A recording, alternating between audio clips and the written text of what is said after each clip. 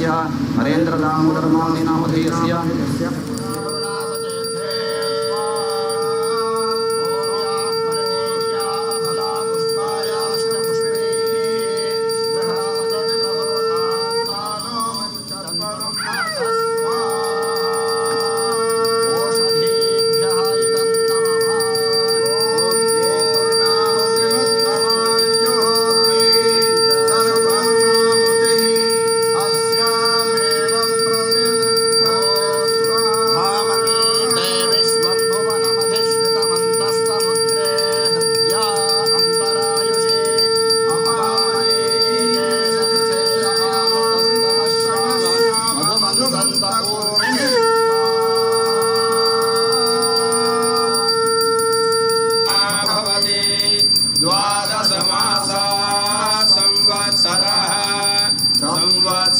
संवत्सरमेवावरुन्धे मौञ्जी भवति ऊर्ध्वै मुञ्जाः ऊर्जमेवावरुन्धे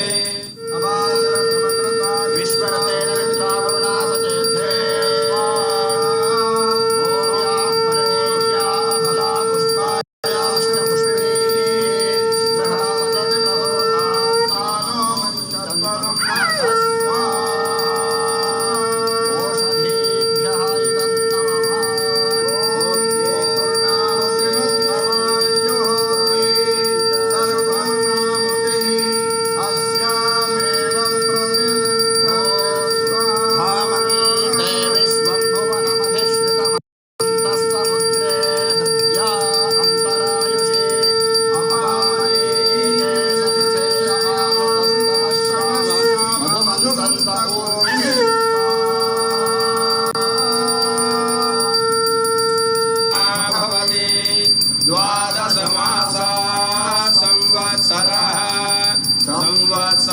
संवत्सरमेवावरुन्धे मौञ्जी भवति ऊर्ध्वै मुञ्जाः ऊर्जमेवावरुन्धे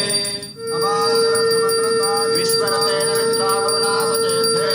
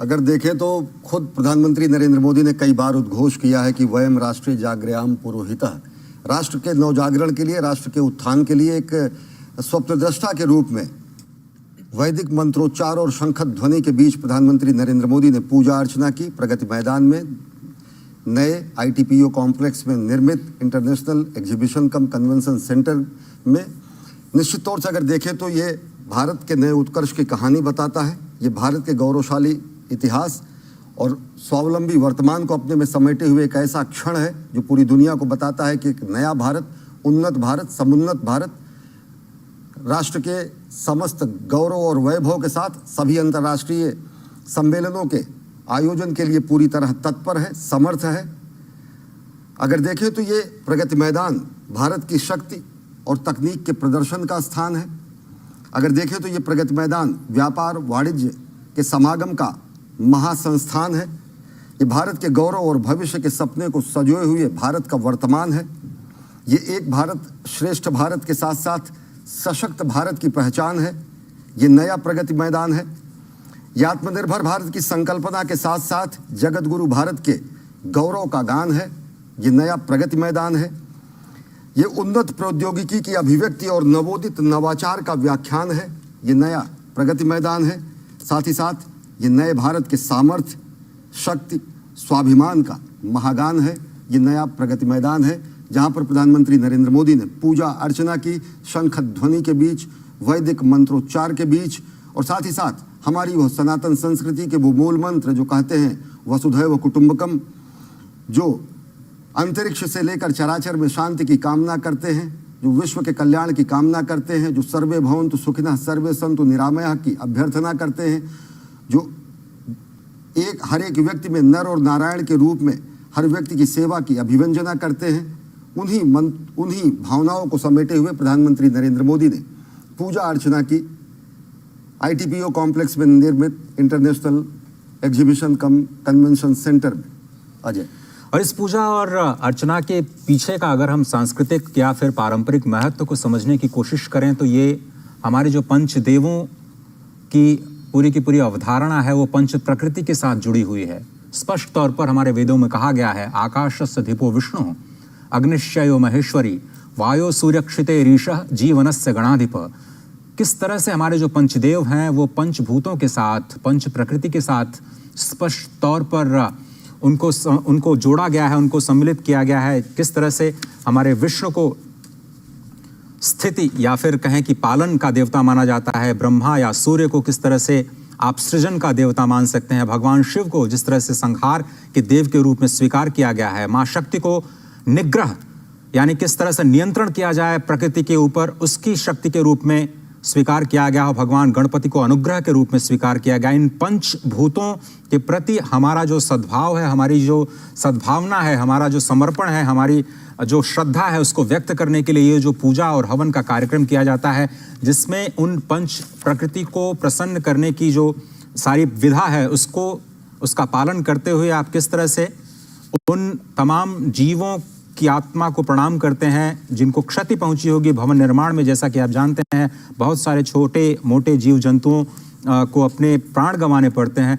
तो इस उपलक्ष्य में ये जो पूजन क्या करें, और देखिए ये अद्भुत दृश्य है जब प्रधानमंत्री नरेंद्र मोदी श्रमेव जयते की हमारी परंपरा का उद्घोष करते हैं। सत्यमेव जयते अगर भारतीय परंपरा का महत्वपूर्ण केंद्र बिंदु है तो महत्वपूर्ण केंद्र बिंदु यह भी है जब अभिवादन करते हैं प्रधानमंत्री नरेंद्र मोदी श्रमजीवियों का, श्रम साधकों का।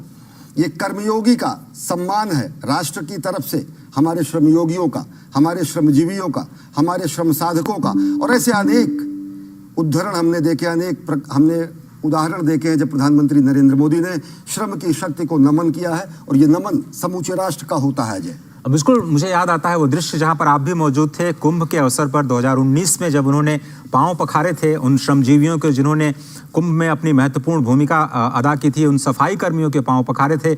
उसके बाद नए संसद भवन के निर्माण के बाद जब वो श्रमजीवियों से मिले, वो भी तस्वीरें स्पष्ट रूप से अभी ताज़ा तरीन है। आपको याद होगा जब काशी कॉरिडोर का निर्माण हुआ था तो किस तरह से उन्होंने अपनी कुर्सी हटा करके जितने श्रमजीवी थे उनके ऊपर पुष्प वर्षा के साथ में उन्होंने अपनी तस्वीरें खिंचाई थी। और कुछ इसी तरह की एक बार फिर से दृश्य और वानगी हमें स्पष्ट तौर पर प्रगति मैदान के इस परिसर से सीधे तौर पर स्पष्ट नजर आ रही हैं, जहां पर एक बार फिर से उन श्रमजीवियों को सम्मान के तौर पर वो उनसे उनका हालचाल जानते हैं, उनके अनुभव को साझा करते हुए नजर आते हैं। और एक कनेक्ट दिखाई देता है समाज के सबसे निचले व्यक्ति तक पहुंचने का जो कनेक्ट है प्रधानमंत्री का, वो स्पष्ट तौर पर बार बार ऐसी घटनाओं